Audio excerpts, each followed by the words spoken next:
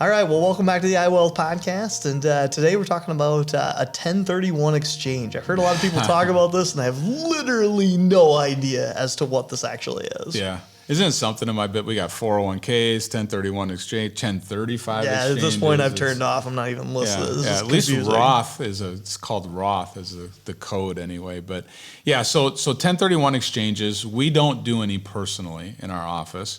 Once in a while we have the ability to, and there's people that specialize in it, but it can be a good tool for people that invest in real estate. So typically on a 1031 exchange, you would have, let's say, a farmer sell an 80-acre parcel, and then they would buy another farm, and they would exchange it. And the reason for the exchange is all about taxes, Matt. Mm-hmm. So 1031 exchange is an IRS tax code, and what it says is if you exchange like-to-like property, that you don't have to pay any taxes, and it's just like you go from owning one piece of property to another piece of property. So that farmer, for instance, got rid of one piece, bought it for $2,000 an acre.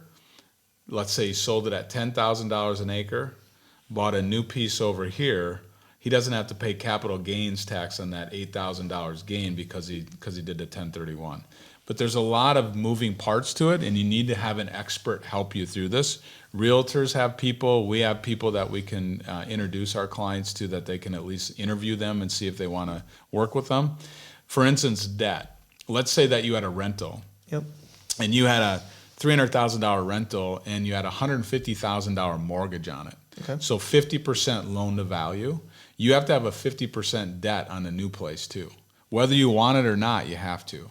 So there's some different rules. There has to be like-kind property. Now that they play around with that a little bit. Can I go farmland to an apartment, or something like that? So you've got to get some rulings on that to know where you're at.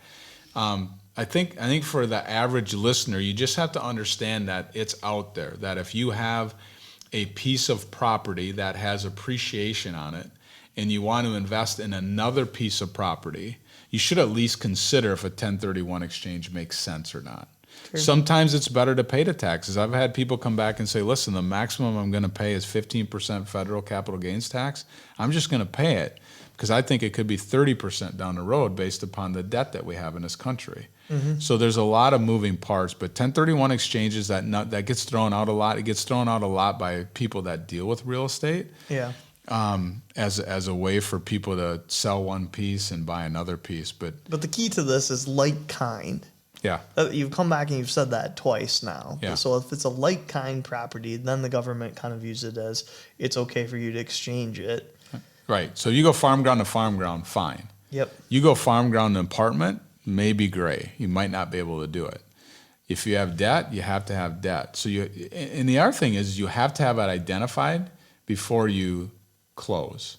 So you have to say, I'm going to sell this piece of property and I'm going to do a 1031 exchange, and then go out and find what you're going to do, and you have to do it, or you're going to realize those capital gains tax. So it's a very there's definitely a time ticker going when you get into the 1031 exchanges. Yeah. So if you have real estate and you have appreciation, work with your realtor, find people that do 1031 exchange and see if it's the right thing for you. I've had a couple clients do it throughout the years. It's not overly common, but it's talked about all the time, which is why I wanted to talk about it today, because I get questions all the time like, what is that, and can I do it, and how does it work, those type of things. Very cool. Yeah. All right. Well, there's a little bit about 1031 exchanges, the unicorn of financial tools. We'll see you back here next time. All right. Thanks, Matt.